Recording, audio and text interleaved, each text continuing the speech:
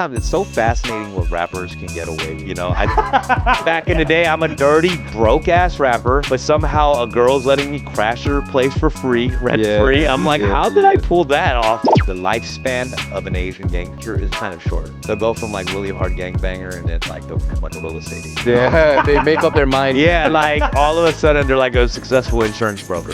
2 months ago, I was like, I'm gonna try to make content. And then one day I'm with my little nephew, 10 years old, shooting our Thanksgiving dinner and stuff. And then my nephew goes, oh, are you shooting your little content? And it destroyed me. Oh my God, bro. My socials went silent for like 2 weeks after that.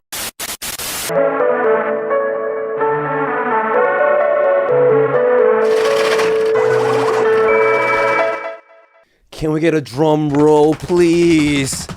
K-Town legend is back with a new book, Dumbfounded. Woo! Welcome to the podcast. Thanks for having me, man. Thanks for coming. It's a dumb roll. It's a dumb roll, bro. Dumb roll. Yeah. It's our second time. Yeah, it's actually not the first time. Lost media. Yeah, let's share this. What happened? Like the first time I came here a year and a half ago. Yep. We were in the groove talking for almost 2 hours. It was like so good. 2 hours straight. And then all of a sudden the power goes out and the camera turns off and all the memory cards, we lose the footage. Yeah, that shit is wiped. It was fucked. I don't think, Hanan even wanted the footage to be released. Yeah. I think he wanted you to come out for the second time. Yeah. So now we have a little bit more emotion. Nice. Yeah, we're a bigger channel, I guess. I know. Congrats, man. Thank you, brother. Thank you. So you have this new book out called Spit, right? Spit. It's not out yet. It's coming out in April. It's my memoir. It focuses on, my early youth, my family, how they came to America, and then how, it's coming of age, me getting into hip hop, me getting into battle rap, all the different struggles of growing up in Los Angeles. So it chronicles like when I was born to like maybe late 20s. It's not like up until like right now. Yeah, dude, I was drunk as fuck last night, texting with Dom, and I was like, "Yo, congrats on the new documentary, bro. What's it about?" And it's like, "Oh, it's a book." Yeah. Well, it had like a trailer. Yeah, so I've never seen this for a book. Books do have trailers, but like I'm trying to promote it. Like how do you promote a book, right? Like you got to do anything you can. And Exactly. Yeah, I think it was smart, but it was. I really liked it because it was like such a good reel, of like your memoir. Yeah. All the shout outs and like all the highlight reel. Yeah, all the portfolios and like. No, I'm excited though, because like on the trailer of this thing, it shows a lot of the battle rap and my hip hop stuff, but the book is about more than that. It's about like a lot of my struggles with my family, working in America. So when it's called it's called Spit. A life in battles. It means the different types of battles I've had. It's like whether it's my battle between my relationship with my father, my neighborhood, the education system, the working class. So it has all these things in terms of a battle. I treat it like a battle. And there's some fun stuff like one of the chapters with my talking about my dad. At the end of the chapter, I write a battle against my dad, and I illustrate it too. So. Like, is it lyrical or is it more just like a? No, like actual bars against my dad. Like, so if I were, what would I say to my dad? Like the things that I never got to say, almost. Yeah. Is it like that Scarface Beanie Siegel song? Yeah, exactly. I mean, it's, and we illustrate it, and I've include a few illustrators in this book. That's really dope. That's some friends of mine, where they illustrate some of these battles too, like a few pages. So. Got you. But I remember from last time we shot. You said you were born in Argentina, right? I was. And then you crossed the border to the States? Yeah. Is that also in the book? Yeah, for sure. That whole journey, because my mom was carrying me and my younger sister when we were babies through the Mexican border illegally. You know what I'm saying? Don't call ICE on me right now. But I mean, it is kind of a sensitive topic right now in America, as you know, that's going on. And then we eventually got our citizenship. But it was a crazy journey. My mom was a G for like carrying us through this Mexican border alone. Because my dad had already come and was already working and ended up just staying there longer illegally. And then my mom was, sent money to have coyotes hired to bring him over. So your family went to Argentina to move to America? Not necessarily. I think there was a lot of Koreans moving to South America at the time, especially working in like the garment district. And I think they were probably there for a few years and they were like, oh, we got to figure out another thing. You know what I'm saying? It's like, oh, this country's not working. Let's go to the next one. You know? So I think that's kind of what happened. It wasn't like the plan was going to South America and then North America. It was just like we were settled in Argentina, you know? Right. And my mom was there when she was 15 years old. So my grandpa moved there when my mom was only 15. So she grew up there until like her early 20s. Interesting. Yeah. Do you remember the process of crossing the border when you were 3? No, but during the writing of this book, we interviewed my mom. And I hired like one of my homegirls to translate, you know, because I can't even, sometimes fully get the details with my mom. And I was asking her all these questions about the journey. And there was this little story where my younger sister was crying because she's like 1 and I'm like 3 years old. And we were in this dirt road. And I'm like making sandcastles, cakes, and like wishing her happy birthday through the cake. And it was like, so all these stories was really crazy to hear from her, and we put it into the book. So it's cool. I had like a similar experience. Like I struggled connecting with my grandpa like recently and kind of throughout, but recently I was like they kind of mentioned he had a younger brother who was young. He passed away when he was like 30 or something. Yeah. And he was like an actor, and then he turned like to a producer for like KBS and then like TBC back in like 60s and stuff. Yeah. So I was like, and then he had like a stomach cancer, so he moved to LA, knowing that he's gonna die. He had like stage 4, but he couldn't tell to his mom. So he like moved by himself and then just died there and like wrote his last letter. So I always had like this kind of like a loose story about him and what happened and shit. Yeah. So at this time I was like, oh, let me just ask my grandpa like for real stories, like who he was and shit. And then that was like kind of like the first time in a while that I really connected with him again. You know, like he was so excited to like talk about his story and how he grew up and like how they all moved to Busan and shit like that. And I never gave it like too much thought, you know, just growing up. I'm like, I don't really want to.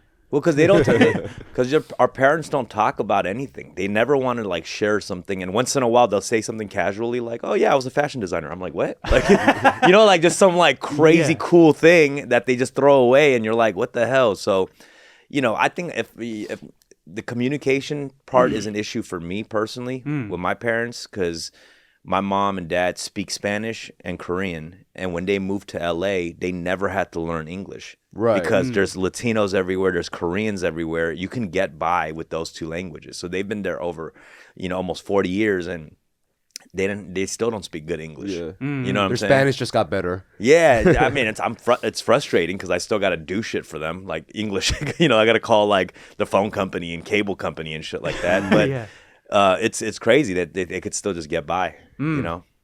Yeah, I think that's what all like a second gen immigrants go through. Like I remember when I was in 8th grade when we moved to New Jersey, I was there with my mom and my sister, and I had to call up like the cable companies. Yeah, and I got to do all the paperwork and shit. Yeah. It's it's fine. It's just like it's just one of those things. That's just how America is. You can get by, and there's all these immigrant communities. So how do you illegally immigrate there and get a citizenship?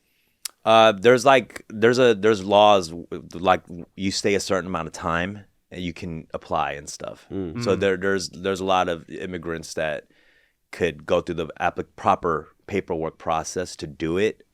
Especially during that time, it's probably way harder now. But at the time, you can do that, and it took forever. Like I didn't become a citizen until my mid-20s or something. Really? Yeah. Yeah. So you were until then like always kind of illegal, or you had a green There's different card? steps. It's like green card and then citizenship years after and stuff. So yeah. Was it common like in the neighborhood, and was there like kind of like a community supporting or helping? Because I know like in the Chinese neighborhoods in New York, they all kind of supported, and there was different systems to get work or help do paperwork. Oh, for sure. I think like as far as the Korean community, my dad, when he first came to Los Angeles, he worked at Chaba. Chaba is like garment district in downtown LA. A lot of Koreans are involved in that business, wholesale, and that's where the rich Forever 21 family came out of. So Forever 21, the family who started that, is the richest Korean family in the United States.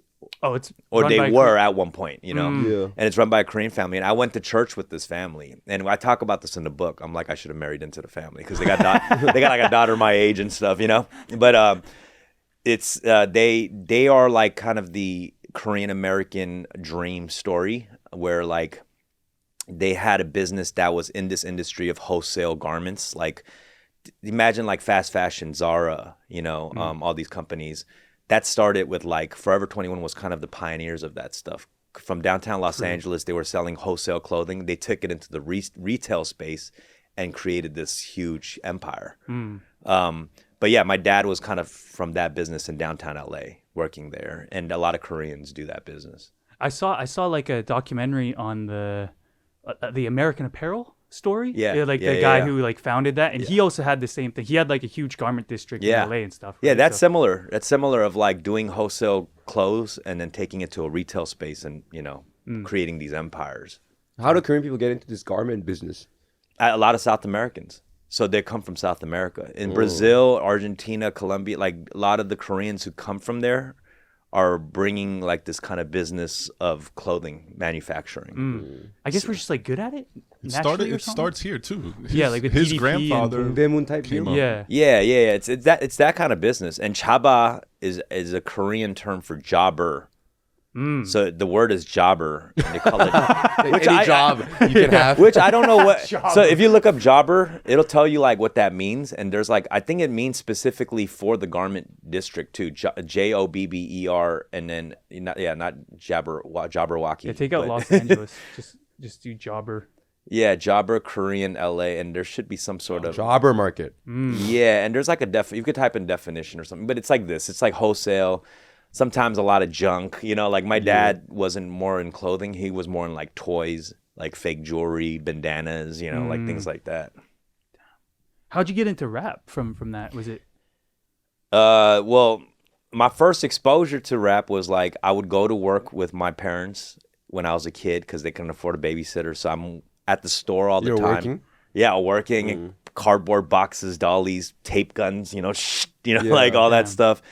But the store next to my dad's store was an electronics store. They sold boom boxes and like fog machines, you know, like where DJs take to parties and shit.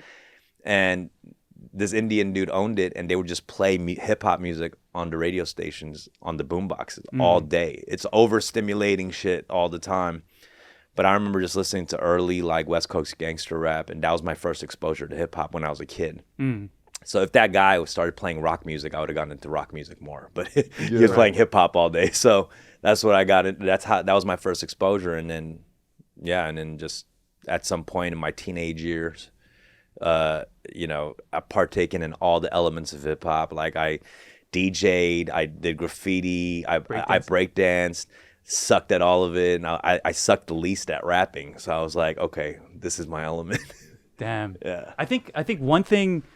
I don't know how much attention you pay into like Korean rap or the Korean hip hop scene, but there's like this general sentiment of, you rap all this like hard and whatever, like guns and bitches and drugs or whatever, and then you go home and like you eat doenjanjjigae from your mom or some shit. Like that's kind of like all the comments. Everybody's like discrediting all the rappers here because it's like, oh, you're not valid. You don't really born have in soul, brother. Yeah, like you went to like fucking boarding school or you went to like all these academies, and then now you're like pretending you're a rapper or something. So it's like I wonder how you feel about that too. Like, when you come to Korea and meet these rappers, because I don't think I think you're a guy who like was actually in that scene, actually in the city to experience real hip hop culture. Whereas in Korea, a lot of people just like learning from internet, just like me. Yeah, and they're just born and raised here. So I think there's like certain disconnect between that.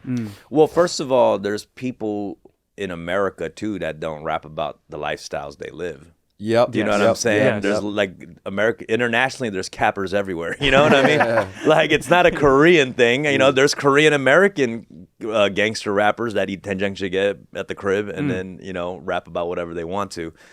But also, I think you can still rap well about stuff. And over here, like, I don't know how many people actually care that they live the lifestyle or not. It doesn't seem like people do. Like the fans who listen, they don't really care. No. Because you could also just be technically good at rapping.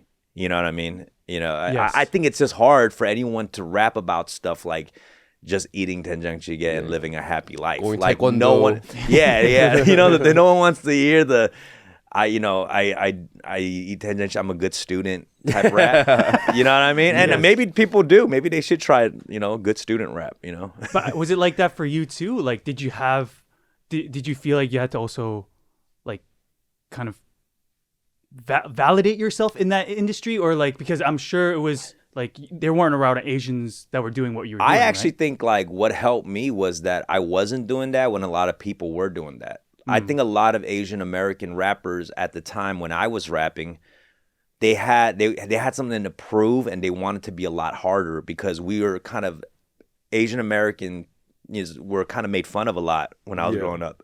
So I think the counter to that is like Asian rappers want to come extra hard. They want to compensate for all the stuff that they're getting shitted on for. So they're like, oh, you making fun of us? Let me be extra hard. And some actually do live that lifestyle. There were a lot more Asian gangsters back in the day. You know what I'm saying? And so it's not like they weren't rapping about what they were living. They were really living that life, but I think the rest of the world didn't really take them seriously. You know what I'm saying? So I still give it up for them. I still feel like they have a lot. They were dealing with a lot. I didn't live that lifestyle. You know, I was kind of a nerdy skateboarder, you know, and that's what my raps were like. You can look up on my old shit. Like my first album has a song called Cock Blockers, you know? You know, I have a song called Blue Ball Blues. I was just like a horny kid. Like that was my, you know what I mean?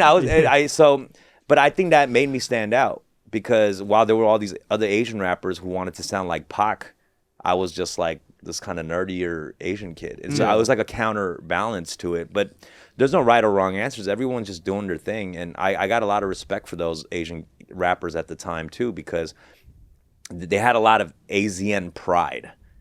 You remember like in the late 90s, early 2000s in America, there was ASEAN pride. Yeah. Dragons. Dragons. And it was like a very internet language. You know what I'm saying? And at the time, I felt like I couldn't connect with that, you know, because I was hanging out with Latinos, black kids, white kids, skateboarding around Los Angeles. But now that I think back, I got a lot of love for the ASEAN pride kids because they knew who they were and they were proud of it at that time. At a time where it's like hard to be proud when you're Asian. You know what I'm saying? So I got a lot of love for the ASEAN pride, dragon tattoos, the rice rockets, koi fish tattoos. You know what I mean? Like I got a lot of love for them. So, but yeah, I don't know. Like I get it. I get these kids, you know, rapping about hard stuff because it's like when you don't have a lot of struggle, it's like, what are you going to rap about? So I think for them, it's like what I can tell them is like, go and experience more shit, you know? Yeah. True. You know, struggle isn't about just poverty, you know? There's struggle everywhere, you know? And it's not just an economic struggle, you know? There's struggle in all sorts of things. These kids are going through all sorts of things, you know? Yeah, like the SATs and shit. SATs. Yeah, like they're struggling hard. Yeah, I mean, it's so much of a struggle. Like it's a lot of pressure because depending on how you do on a test is how you might live for the next 20 years. You know, you're either going to work at Samsung or you're going to work for T-Mobile. I don't know. But I do think there's ways they can find how to rap about these struggles, you know?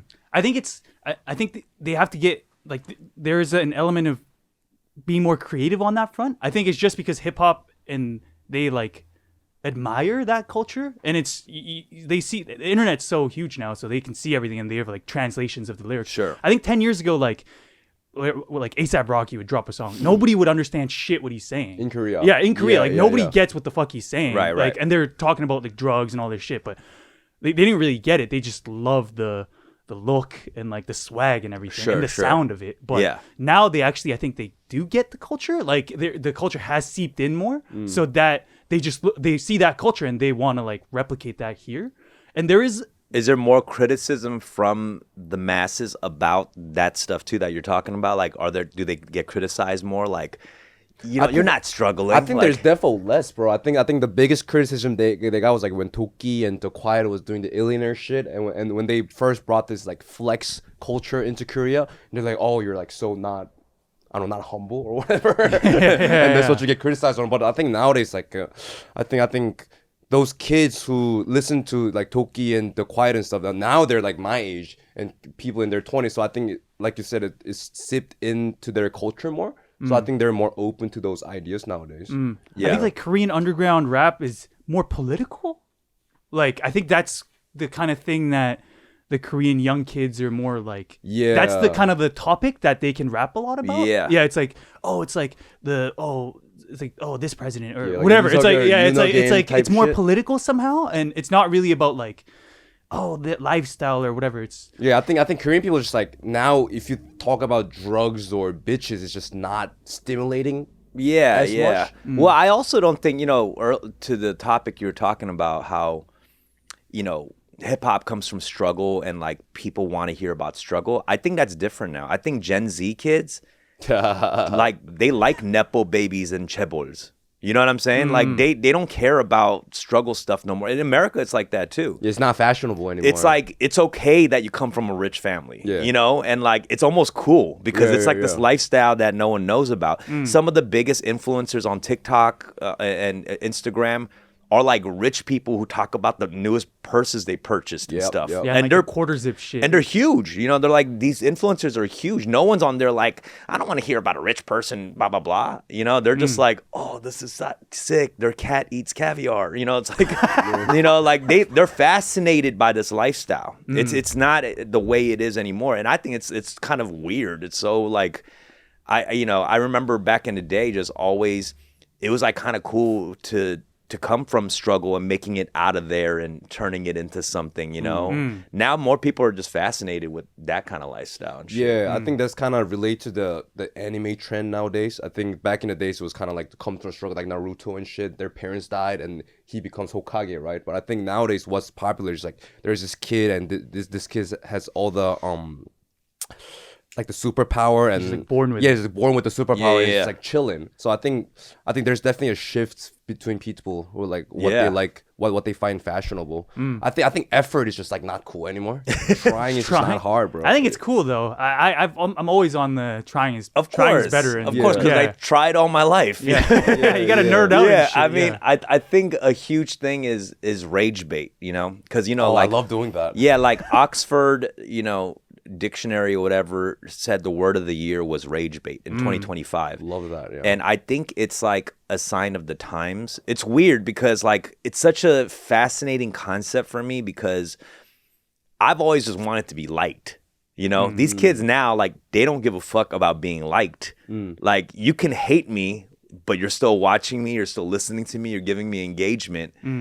And it's like such a weird thing for me because I'm like, I would never I don't want people to hate me. And sometimes when I even get a hate comment, it hurts me. It's like, yeah, for sure. But now it's like, there's no shame about none of that shit. Rage bait is full on in activation. Like people will do whatever the fuck to get a reaction out of you. Yeah, I think connection in between people are weakening as the time goes for sure. Yeah, man. I don't know. Because we were just talking about it, like, I don't know. I think in Korea too, it's like maybe I don't know the reason why, but like the trust is very weakened. Because I remember when I was in elementary school, when I was living in Korea, like in the apartment at the hallway, all the doors were open, bro. Yeah, all the doors are open, and if your mom's not at home early, then you just go to the ajumma next door and just eat dinner there, and your mom just picks you up. But nowadays, when I live in this like office tel now, and when I like meet someone in the elevator, I kind of get a little jumpy. And there's like there's no connection in between people. Yeah. So it's like, I don't know. I think that's fucked, and I think creates this like hostile vibe somehow. Yeah. No good. Yeah, Korea's been kind of, I think, past 20 years. How's it like in LA?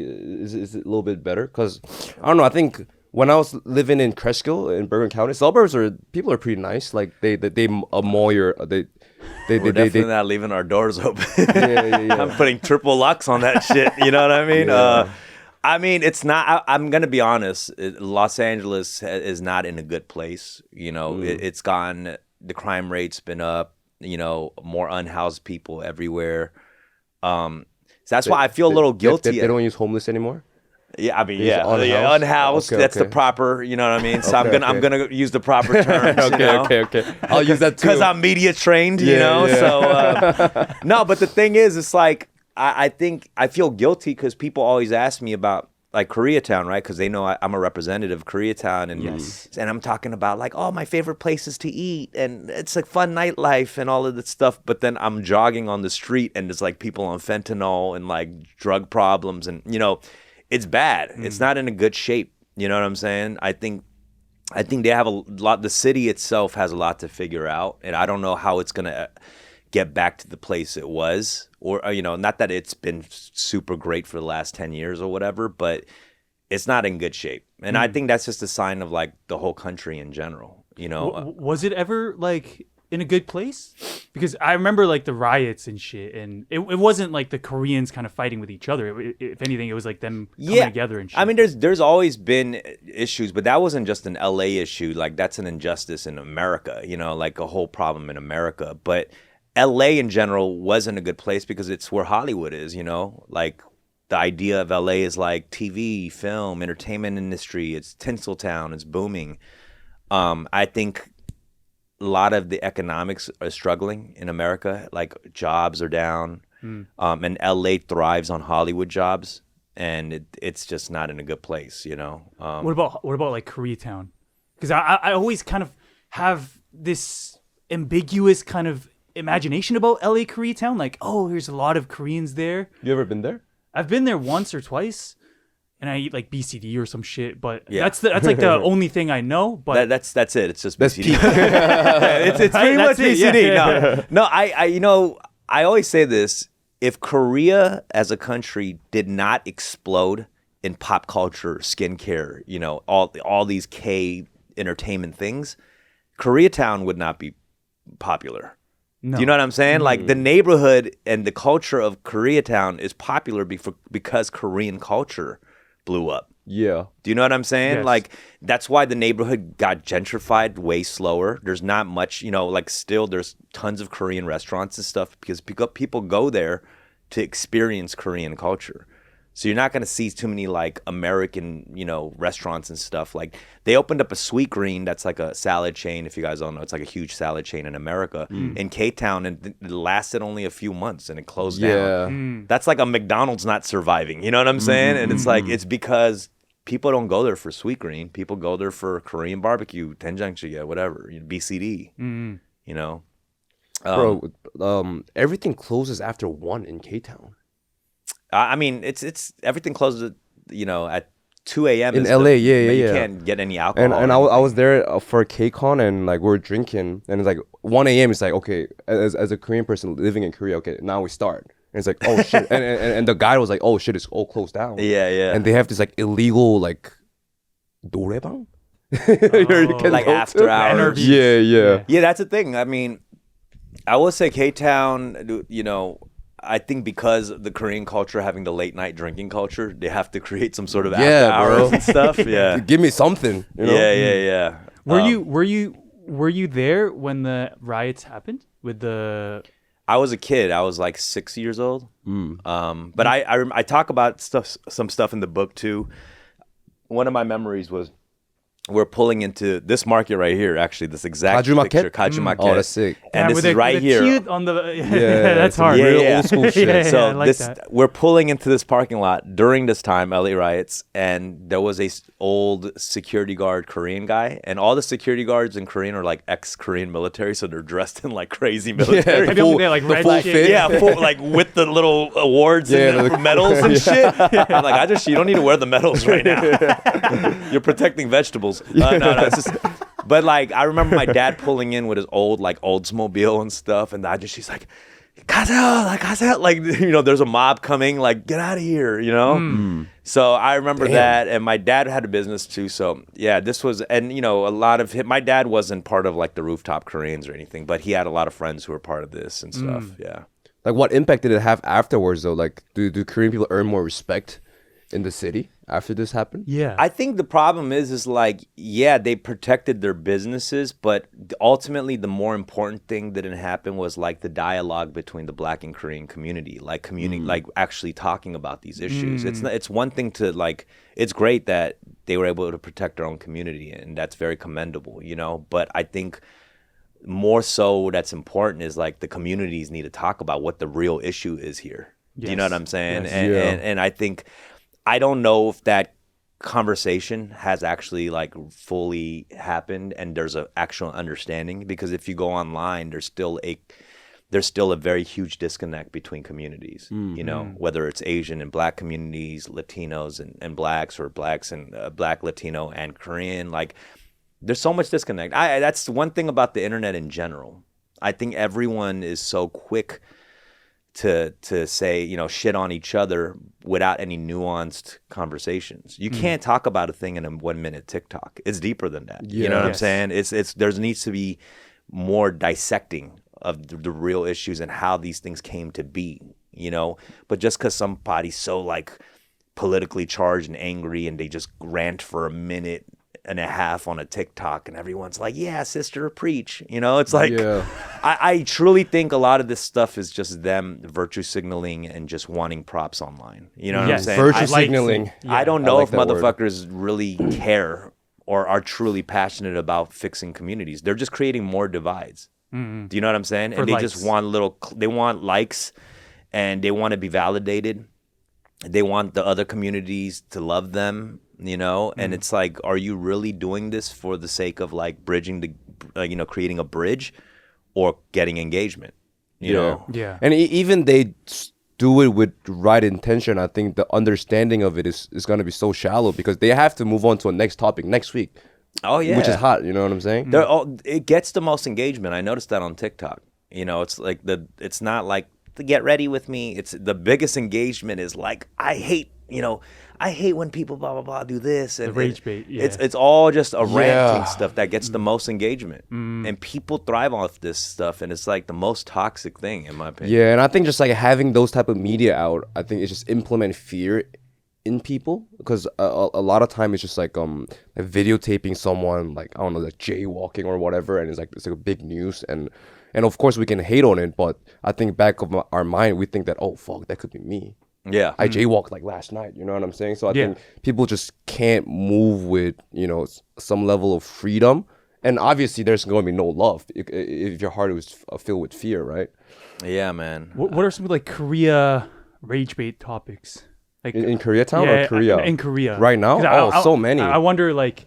If you know like more like deeper like rage baits. No, what's some of the conversations that are being had in Korea? Think like drunk driving, you should get death penalty. I think that's very big. Death penalty? DUI is pretty hot. DUI is pretty hot. I mean, DUI is shitty. No one should be driving drunk, but like a death penalty is kind of crazy. Yeah, that's like top comments. I think a lot of times, like violence, like bullying during high school bullying, and shit. Yeah. They're digging that up crazy now. But I noticed that from what I hear, bullying in Korea is like a whole different thing. Like they do pretty some severe, like very sick, twisted, you know, bullying type stuff. Yeah. You know, like slapping you around and filming you. You know, you know what I mean. It's not just like in America, like you nerd, you your nerd. lunch money. Let me shove you in this locker. You know, it's like they're doing some crazy stuff. Very here. cruel, actually. Yeah, really cruel. Yeah. It's like dehumanizing them. Yeah, but I heard what they do now is that because school violence been such a big theme, so like the government and the school,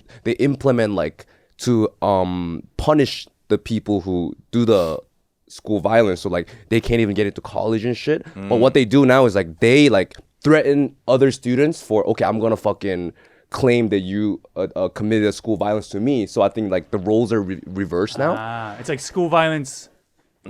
School violence squared. Like you put that shit for your own weapon now. So I think so and like, you know, like back in the days, teachers used to beat up students and shit, and now that's a big issue now, so they can't do it anymore. Now the students are like beating up the teachers now, right? Yeah. So I think you could never like change it by changing some policy or like, okay, now if you do this, we're gonna do that for you. I think it's just like about like Korea is not really good at getting to the root of the problem. Yeah, exactly. You know, it's like if there's a kid who's doing some crazy bullying, like that kid is also going through some crazy shit. Of course. Yes. Like he's messed up, like his family dynamic or something. It's not coming from out of nowhere. Do you know what I'm saying? Yeah. I and that's the thing. Just by punishing that is not the root how to solve that issue. Yeah, know? But I think the sentiment in Korea is just like the brute punishing seems like the hot topic, like the DUI, you should get death penalty and stuff. Right. So I don't think it's reaching to the roots of it.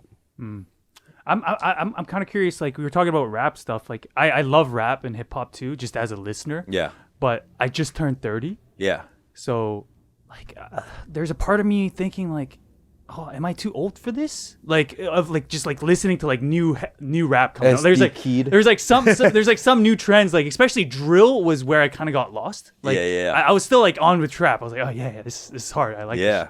And then like the drill stuff came, and I'm like, I don't get it. Like I don't really get it. Like I get it. There. I get it, but it's like I don't feel it, you know? So Yeah. So I kind of like lost track there.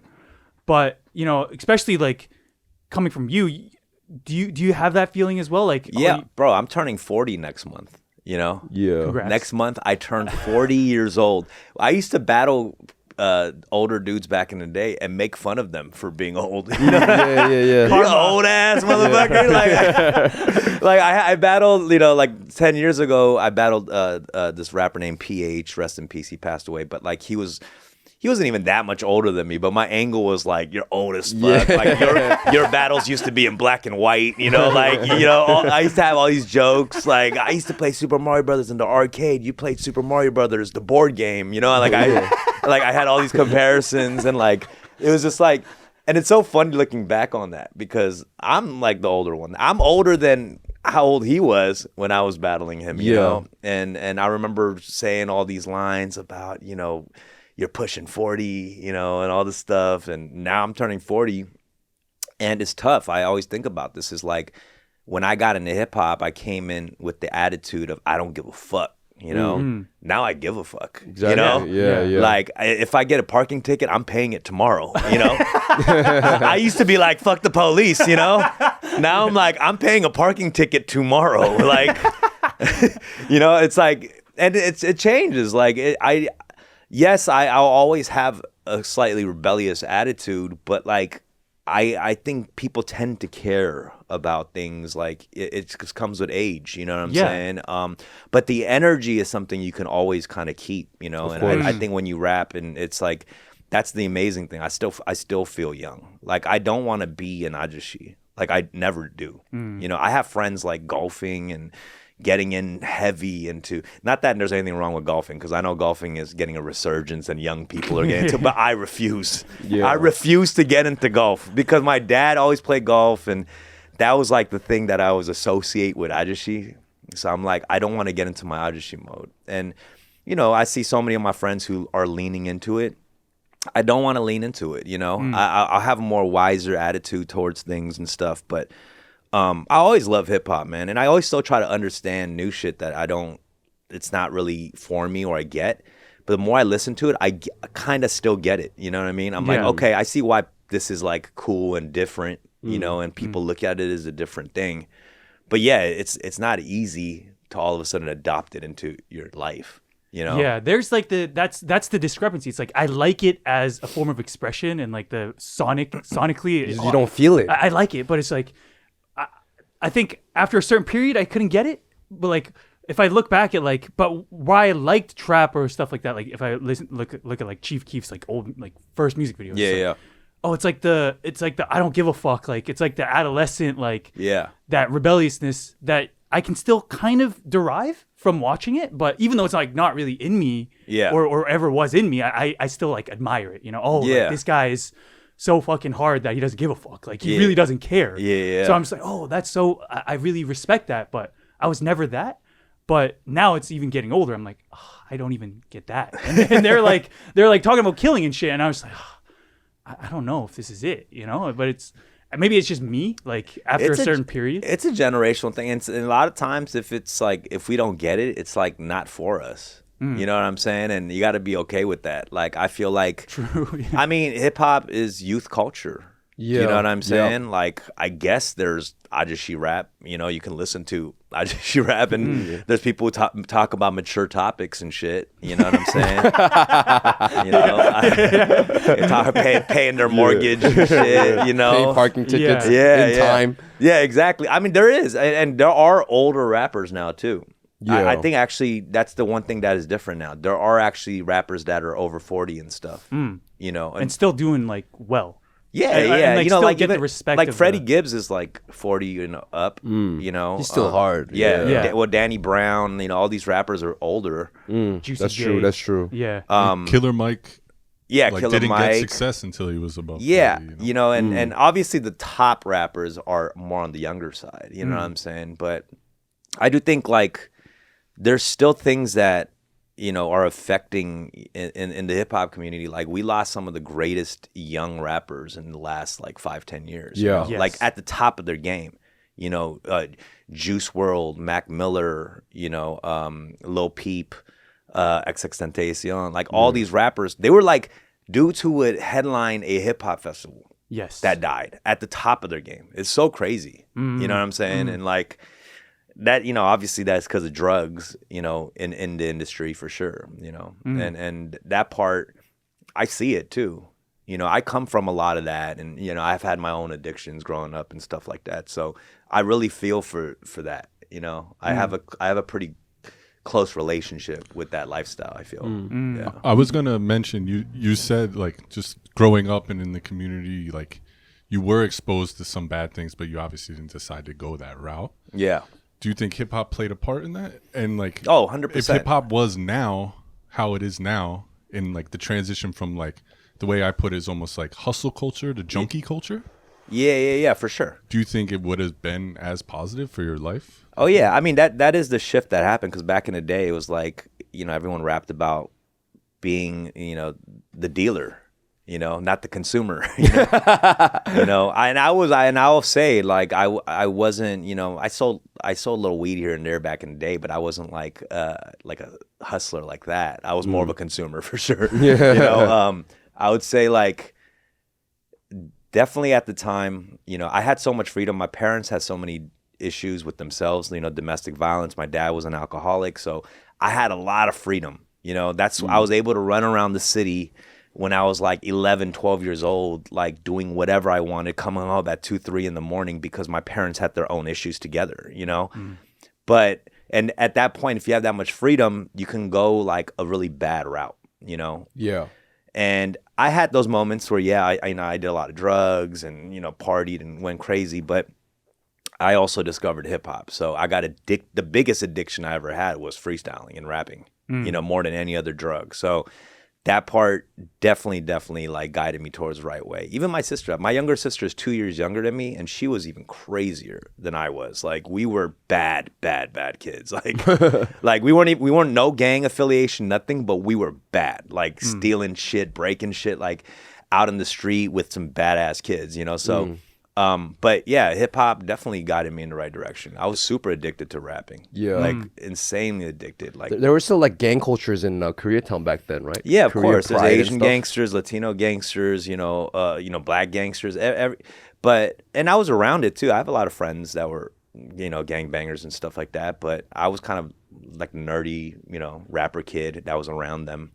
But yeah, hip hop definitely was, you know, as cheesy as that may sound, hip hop definitely saved my life for sure, and many, obviously everyone else too, you know, who's involved. So you think writing a book is like your way to like kind of pivot that creative energy into like from hip hop to something else in a more longevity way? Yeah, well, I think there's something special about just putting it into a physical like 250-page thing. You know, just knowing that that's going to be there forever, and everything I talked about in this interview and stuff like that, but I can tell it more extensively into a book. Yeah. I think it's one of my favorite things that I've ever done, you know, and knowing that's going to be forever, I can pass it down to whoever. If I meet somebody and I want them to understand who I am more, I can just tell them, here's my book. Not that it's easy for them to just read a 250-page book, because no one fucking reads anymore, but it's just cool to have. And my family legacy, you know, just to have my family story in there too.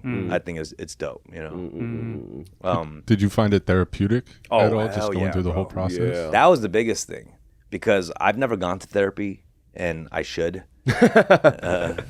Many ex-girlfriends told me to do it. Yeah.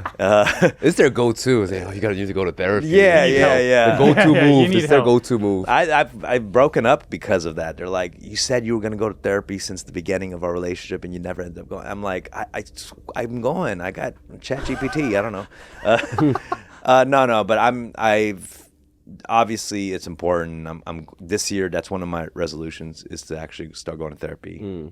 But this was very therapeutic in that way. Yeah. You know, I've had many conversations with past friends, family members, sat down with myself, and it was like, and my boy Donnie, who helped me with this book as well. He, you know, I've had many sessions with him just talking about stuff, and it got really crazy, and it made me think about like why I am this way, good and bad, and experiences. And and I feel very grateful. Like I had a very unique experience, you know what I'm saying? And a very lucky one to have found certain things, found a certain open mic I went to in South Central. My family who was always fighting, so I had this freedom to go out on the streets in, you know, middle of the night and rap at places. Like I wouldn't be able to do that if I had some strict parent that like locked me in my room or something, you know? So all the circumstances played out to like how I ended up in that place, you know? So it's cool. It's interesting. And I think it's like the book talks about a lot of vulnerable experiences as an artist. Like I'm not just like, you know, gassing myself up. Like it talks about really the hardships of being an independent artist and also not feeling like you're accomplished enough because you have famous friends and they're like the fucking superstars, and me feeling like, and at one point, like I was bigger than them and they were part of my entourage. Now I'm part of theirs. You know, it's like, it talks a lot about those vulnerabilities as an artist. And I think that's like something that we all go through. Exactly. You know what I mean? It's a real like underground independent artist struggle. You know, I talk about my relationship with K-pop, like looking at K-pop and how I feel about K-pop, and my sometimes feeling jealous that there's this whole system around being a K-pop artist and the support, and me, if I do a photo shoot, I got to carry my own wardrobe to the fucking style. You know what I mean? Like all these things, and my resentment and relationship with it, but also respect for it. Talks about my first time coming to Korea in my early 20s and all the crazy stuff that I got into, fights, falling in love, and all this stuff. So a lot of Korean American people actually like Teddy and Choice and stuff. I think they're from either LA or New York, and I think they're like the first like generation of K-pop producers who really made it big and who really set the culture. And like I wonder, like I feel like they would have offered you some jobs similar to that. I used to as rap well. with Choice. I've known Choice has known me since I was a teenager, bro. In LA. Like I've known Choice forever, and he came out here at some point and just started doing music and stuff. I've known Danny Chung for back in the day. A lot of the Kyopos who are out here, they've known me because we've done music in America back in the day. But I've never had interest in necessarily coming out in Korea and doing stuff fully here because the language. Language is huge. I can't express myself the way I want without having 100% of that language. Do you know what I'm saying? Like, and it's hard because I think that's the big thing for me. Like, I'm not crazy musically inclined. I don't play instruments, but the one thing I have is wit in how I say my lines. You know, and I don't know if I could fully express myself in that way. But I mean, I would have loved to live out here and shit. I've always dreamt of that, you know, and it's like, I don't think I'm going to make that dream happen at the tender age of 40, you know. Do you ever go like seeing like Choice and the Danny like making big hits with the K-pop industry, and you go like, fuck. I should have fucking doing that. Because I think I really got to live my rap dream. You know, I think it's not easy also for, you know, artists like Danny or Choice of course, to have given up a lot of their rap career to be like, I'm going to take a step back and be a producer. Like, and I'm so happy that it all worked out for them, and you know, everyone finds success their own way. But I got to live like a real rap life, you know? Like I was like, I did multiple tours, put out records, have a lot of fans who, you know, I've impacted through my lyrics and things like that. So it just depends on how you look at it. It's all perspective. And also, I think everyone has the right to move on to any next thing. You know what I'm saying? And it's funny. It's like, I when kids think like they're just going to do one thing for the rest of their life, I think that's kind of romanticizing that lifestyle. But the truth is, you're going to do multiple things in your life, you know? And now you're doing more like, you wrote a book. You do the podcast. Stand up too, right? Yeah, I do stand up. I act. I write screenplays. You know, I do a little bit of everything. But I think it all stems, and that's the thing. I don't see it as like me moving on from hip hop. I think I'm always gonna be hip hop, and I'm always gonna be a rapper, and I'm always gonna be a battle rapper. And I think, you know, that's my first title.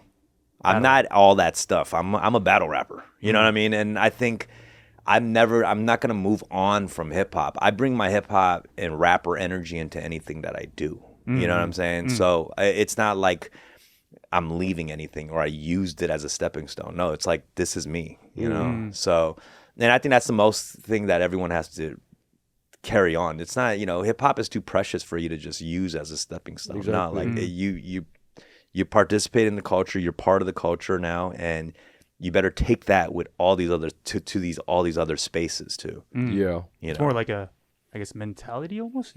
Yeah. I mean, it's a mentality, but I'm forever grateful. I'm grateful to the culture. You know, like it's given me all the life that I have. Like I was just in Thailand with Danny, and literally what we said to each other was like, man, hip hop brought us here. Yeah. It wasn't like, oh, the money I made from this past thing, whatever. You know, Danny's not just like, oh, this K-pop Demon Hunters thing. It's like, no, we said hip hop. Like hip hop brought us here, and it did. Roots, yeah. You know what I'm saying? I feel like that is what positioned us to live the lifestyle that we have.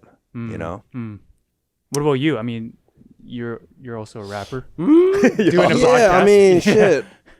But I definitely like feeling like you said, hip hop is youth culture, and now of course like I make songs, but I think I kind of pivoted. My pivot was like genre wise, like me being. But I kind of realized this when I was super young, like 21 or 22. Like I was doing my little rap shit in New Jersey, and I think I was kind of like, even though I was living in America, I was kind of like Korean kids who listen to hip hop because I had zero like contact with Black culture. I was just living in the suburb in Bergen County, so like I'm just like nerding out on the internet. And now when I first like left New Jersey and kind of like I was like in like sophomore year or whatever. Okay, let me like really like push this hip hop thing. And I go to New York and I see like the real people who were born and raised in this hip hop culture, and I meet them and I'm telling them, oh, I'm a rapper, and I was feeling some level of like discrepancy, or I don't know. I just felt fake because like, okay, these people like actually live this life. And I'm just an internet. I just learned this from the internet. So I was thinking like, okay, bro, like I ain't never going to be able to compete with these people in this like hip hop game. So I have to like come up with something new. So I kind of pivoted genre wise, but I think music itself too is kind of like, I don't know. I think, but also the root is hip hop. So I'm trying to keep it like that as well. But I think I don't really see like me doing that like 40 when I'm pushing 50, you know, doing the same thing. So I'm trying to think of ways to like pivot. So like I was actually like planning on writing a book as well, and I'm doing a podcast. So I'm like low key following your footsteps, bro. No, I don't think it's even following my footsteps. It's a natural thought process to have as an artist. You know what I'm saying? Like, you know, I could continue and just keep putting out albums, but I put out over 10 albums, you know? It's like, I want to do other stuff, you know? And everyone's okay to do other stuff. I think in this generation, it's more likely that everyone will have multiple jobs that they do creatively. Yeah. Back in the day, it was like, you know, there was only one guy who's a blacksmith for the rest of his life. There's a shoemaker for the rest of his life, you know? Now it's different. Like everyone does a little bit of everything. You know what I'm saying? And it's like, why wouldn't you? Dude, you have one life. We have one life. So, you know, I want to do everything, bro. I want to do all sorts of stuff. Maybe one day I'll take a dance class, you know? Like, that's the one thing I never got good at. So I think blessings with the hip hop is that is a music genre, but I think it has to do a lot with language and writing. So like you can pivot into being an author or being a stand-up comedian or a writer. So it's like it's easy. I think it's easier for us to kind of like move towards the different creative outlets. No, for sure. I feel kind of similar because I remember talking to this. I come from finance, and I had this other friend who worked in finance for years, and now he's like he's like a YouTuber. And I was talking to him, and I was like, why'd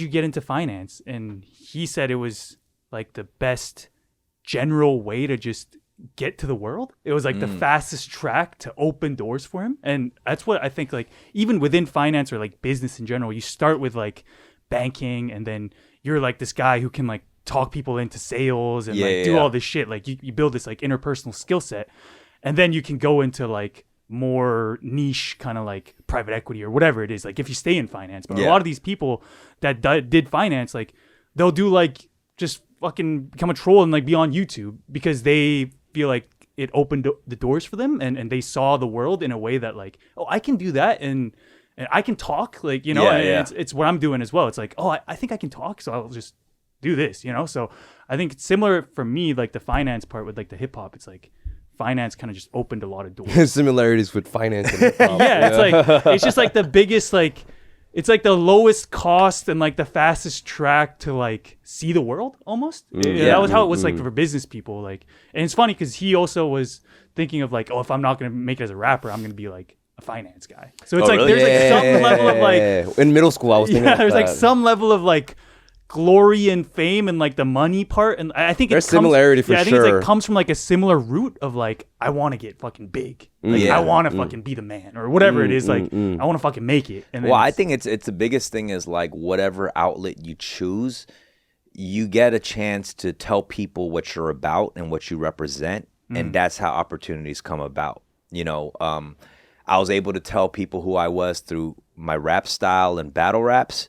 But then I probably get to tell people exactly who I am through like podcasting even more because they see what my talking skills aren't. Because in rap, a lot of times like it is a coded language. We're talking in rhyme, we're talking in a different swag. Like it is a different kind of brand as opposed to maybe who you are. So I don't believe in the fact that like, oh, certain people who rap is so different from their real persona. The truth is, most people are different from the rap personas to their regular personas. Yeah. Everybody is different. You know what I'm saying? And we're performing in a certain way. You know, when you're in a booth, you're performing, and we're doing that like 20 takes just to get it right. But we're performing it every time. You know.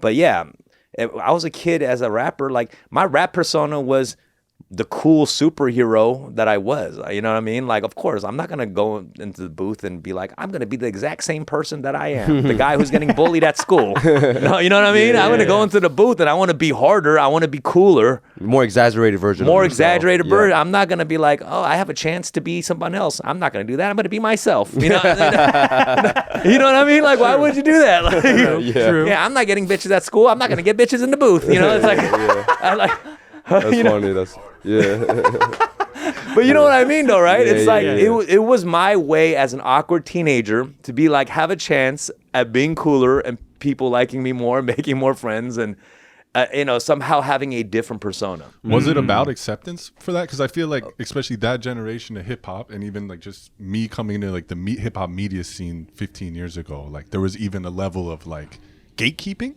and acceptance that pushed me to like try harder. And then once I got accepted, like cherish it even more. Yeah. And cherish the culture more. Oh, 100%. Yeah. I mean, dude, I got into hip. Yeah, I loved hip hop music and stuff. But yeah, why did I start rapping? I wanted to be cooler. I wanted to get girls. I wanted to be able to talk to people. And of course, like that meaning changes after a while. And of course, like now, after a while, I understood the culture more and had more of an appreciation, going from appropriation into appreciation. Do you know what I'm saying? But yeah, when I was a kid, like I didn't fully understand the culture. You know, that took time, and that took time for me to learn. But one thing I did know was when I was watching TV, rappers were getting money, they were getting girls. And I'm like, I want to do the same. Yeah. So when people ask me, like, they expect like a deep answer, like, no, I wanted to represent for my Asian culture. No, I wanted to get girls. Yeah. I wanted to get money. Yeah, exactly. And I was a nerd, like, you know what I'm saying? So bottom line. but obviously, like, what I represented, eventually it became bigger than hip hop. In the words of Dead Press, like, it became bigger than hip hop for me. But yeah, originally it was just like a coming of age, awkward teenager trying to find acceptance. Yeah. Did you face like a lot of like, especially in the battle scene, like kind of pushback or like kind of having to prove yourself? Yeah, for sure. I think battling, that's why I made this memoir so focused on battle rap. Not that it's, obvious because I'm a battle rapper, but battle rap taught me so much about my identity, like when you step in an arena where your objective is to attack your opponent with every physical trait that you see, everything I was receiving from the opposite end made me understand how people look at Asian people. When multiple rappers, 5 to 10 rappers in the same like week are using the same references against you, you're like, oh, this is what people know about Asian people. They know Jackie Chan. Bruce Lee. They know Bruce Lee. Yeah. And unfortunately, Bruce Lee rhymes with sushi. So it's like, do you know what, it's like, so it's, Unfortunately. yeah, I'm just saying, it happens to be the perfect rhyme. And then Christina Yamaguchi, and it's like, it's just going to keep, so you learn a lot about the perception of what people think about Asian people. And it opened my eyes, and it made me want to represent more in a nuanced way and teach them more about what we might be. You know what I'm saying? Yeah, and I think a thing about battle rap is like I think it's hard to front. It's hard to fake because if you're in a booth and if you're releasing a music, you're there by yourself. But battle rap cannot happen by yourself. It has to have another person. Yes. So it's like so much harder to front like, oh yeah, I'm from this, I'm from that. And that's like you're just giving that weapon to the other person to roast on. So you really have to be yourself to protect as well, you know? Yeah, I always say, you know, battle rap is so interesting because it's like being a stand-up comedian, except you give the heckler the mic too.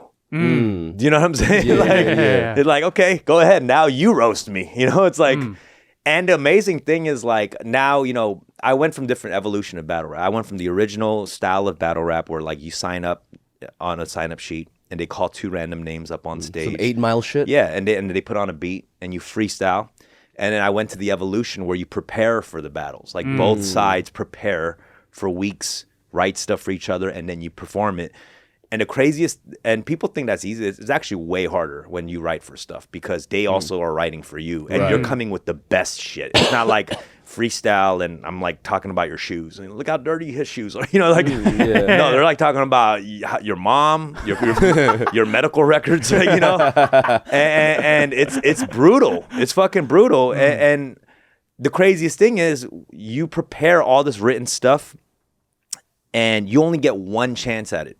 When a comedian creates a comedy special, you can perform it all around the city. That same special that you wrote. For battle rap, you only get one chance. It's live. And one chance of getting it off. If you choke, you're fucked. All that time you spent on it, you can't do it again. You can't use that material again, you know? And you can't reuse the bar. No, you can't use none of that stuff again. And you know, you have to perform it right, and you might have the hardest bar, but you could kind of stutter, and then now you ruined it. You know, so it's not an easy thing. I have so much respect for battle rappers that are continuing to do it. Yeah. So. What's like the biggest sin in battle rap? Is this choking up or like copying someone else's bar? Nah, it's like choking. Like if you choke and forget your lines, you're pretty much lost. It's automatic. Like GG, it's just automatic. You lost. How do you overcome the fear of choking? Because like, did you have that as well? Of course. Like, what people don't realize is that like, no matter how prepared you can be, when you step into that ring, all of a sudden you can blank out. It's different. It's like you're surrounded by hundreds of people, so instantly the energy is different. Yeah, you know what I'm saying? And I haven't had like ever a big choke, but I've had a lot of amazing battle rappers that has had a choke. Even people that you would never think that would. And then it's just like, it destroys you, man. You live with that forever, you can't sleep. bro. That's fucked up. I think it's a lot of pressure because if you're like doing live for your own show and let's say you choke up and the crowd's like, oh, it's kind of cute, you know? Like he's human. Fans. Yeah, he's a human too. Like you're talking with your fans, but if you're talking in a battle, I think just performing live music itself is very pressuring, but just like that added layer just lot to handle. I would not be able to even like think of doing it. Yeah. Just because of the fear of choking, I'd be fucking freaking out. It's stressful, man. Thinking about a dude for a whole month. That's why I quit. I was like, I don't want to think about this dude for 4 weeks, man. Yeah. Like just angling for 4 weeks. Yeah. I mean, it's great. It's really an underappreciated craft, I think. For sure. But I think that culture is like, is it still thriving or is it kind of? It is, but it's still a subculture. I've always wanted to see it get more mainstream traction. Yeah. Obviously, the most mainstream it ever was 8 Mile, and 8 Mile was a great movie. And but I think the landscape of how battle rap is a lot different now. Like that's one style, and that's about a white dude who comes from like trailer trash poverty and he wants to battle rap his way up to get like a record contract. I see more like regular people who battle rap. Like there's a guy who works at a call center. There's a guy who's a bus driver that at night they battle rap. So I want to show more of that. Like that there's regular people who do this, you know? You see a lot of younger people going into it, or not really? Yeah, I think so. Actually, I do think that's a good question. I do feel like there's a lot of people who've been doing it for a while. I don't know who the youngest battle rapper would be, but that would be interesting to see. Yeah, because I don't really see like this young kids like going into battle rap, you know, because it's I don't know. I think in 2026 it's still quite an old school culture now. That's true. I mean, I would say like just because we see so many rappers sound like the modern sound, you know, like the Cardi-esque sound. It's like not good for battle rapping. That'd be funny if the two Cardi styles just battle rapping each other. Dick is small. Yeah. That'd be cool though. Yeah. How did you like transition into more the media landscape? Because I remember like for me when I was growing up, I used to watch a lot of your battle raps, and the trigger part was you had that like kind of the skidded the kind of like the roundhouse kick. Yeah, the kick. Yeah. That was like how I remember you being more like than just the battle rapper. It was more like almost acting or almost like more skit and like media, general media stuff. And then I think you've gone more into like Hotbox and all these more like media programs and stuff. So I think I've always loved doing that stuff. What people don't know is even before I started rapping, because I started rapping when I was like 14 years old, I was kind of a child actor. Really? I used to do commercials as a kid. I was in a PlayStation 1 commercial. That's hard. I was in a PlayStation, so like a Japanese kid. Yes. No, yeah. I mean, I'll tell you the story. It's because I grew up on television. Like my parents were always busy working, so you know I'm just a kid who's just growing up on all these sitcoms in America, Fresh Prince of Bel-Air, Family Matters, Step by Step, all these shows, Full House, you know, and I was so fascinated always by television. I wanted to be an actor. You know, I love TV and entertainment. And I remember when I was like 10 years old, I was at the mall and there were like these scouts looking for child actors. And I was like, oh, Ma, please sign me up. You know, I want to do this. And she signed me up and I ended up getting an agent, like a commercial agent. So I did like a few things like the PlayStation 1 commercial and like 2 other commercials. And then I got a little older and I discovered like weed, and I just became a stoner.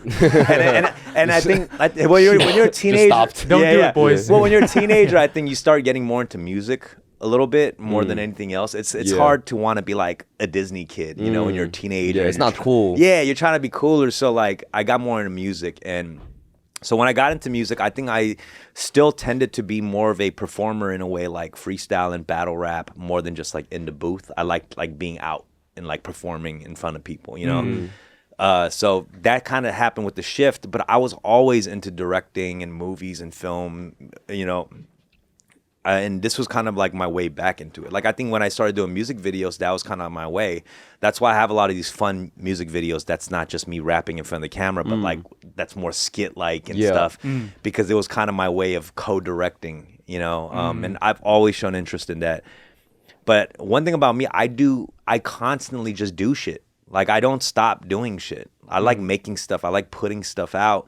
And it has always opened doors for me. You know, this as an independent musician, it's like, you know, I stopped having a real job since my early 20s. But I was thinking about this the other day. I'm like, how have I been I was like, how have I been making money every month? You know what I mean? I'm like, I still don't understand how every month somehow enough money comes, an opportunity comes where I'm able to pay rent and shit. You know, but somehow you get into the groove, and the more you put out stuff like this, you guys doing this podcast, somehow it gets into the right hands. You know, doing my podcast got me the writer's room for Beef season 2 because you know Lee Sung-jin, the creator. Oh, I was just gonna say that. Yeah, nice. That's how it happened. I was just doing the podcast, and you know, on my podcast, I talk about the Korean American experience a lot, and he liked my humor, and he asked me like, "You ever written in a writer's room?"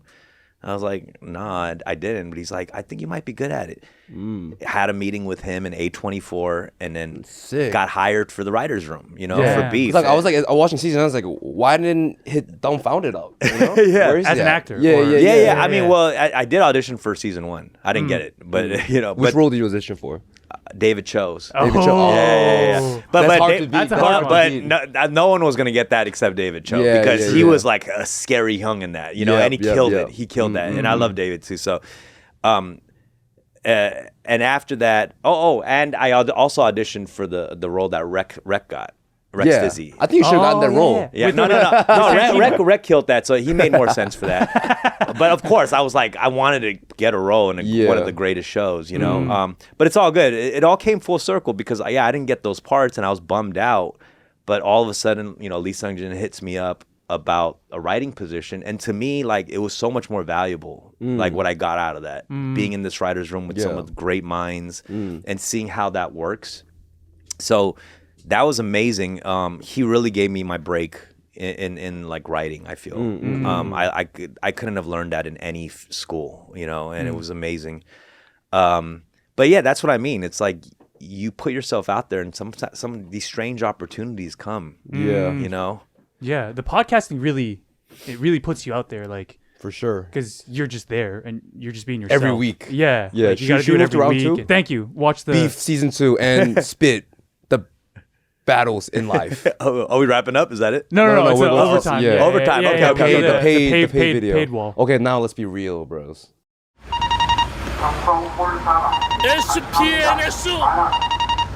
정렬 신호로 바뀌었습니다.